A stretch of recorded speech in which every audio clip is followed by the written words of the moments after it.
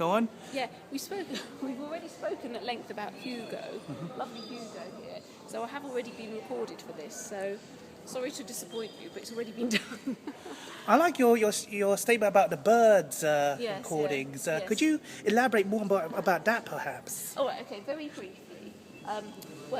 Everybody thinks that this machine here, the Edison phonograph, was the first sound recorder. And it was the first sound recording machine, but about 150 to 200 years earlier than that, people were using birds as sound recording devices in the home. So they were training them up to sing their favourite songs on command.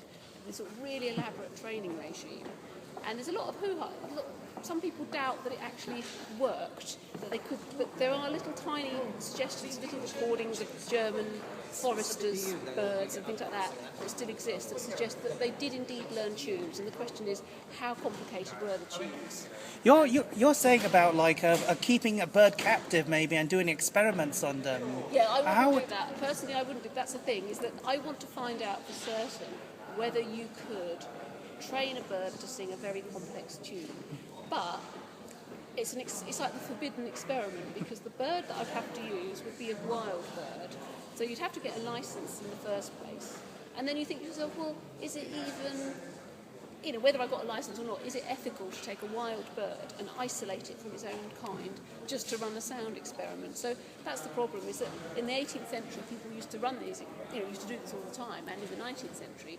But today you think, I don't really think I could do that. So you can't like experiment with, say, like a zebra finch or a goldane or a waxwheel? Yeah, I think what I'm interested in are very particular songbirds that are in 18th century books. British or English writers wrote very particular books about very particular birds. It was right across Europe, this, but the book I'm interested in, it has like linnet and bullfinch and a few others in there that are sort of wild birds in the UK. So no birds in like, say, like Australia or New Zealand. You can do it with any bird, but I've got some little tunes from the 18th century. They're really strange little tunes from the 18th century, and each tune was written with a particular bird in mind. And so, like, the killer experiment is to take one of these really lovely tunes. It's about 200 years old, or 300 years old, some of them, and train a bird to sing one of these tunes exactly like they did in the early 19th century and in the 18th century. But it just feels so cruel. Although I'm desperate to find out whether it worked, there isn't a way I can do it. So it's like always going to be the question. I'll never know the answer to it. I guess the bird will get a bit angry. Well, I just think it's cruel. Birds don't like. Birds show all sorts of signs of distress if you isolate them from other birds and don't give them sort of socialisation. So certain birds, anyway. Certain birds, like parrots, hate being isolated, and it just makes sense.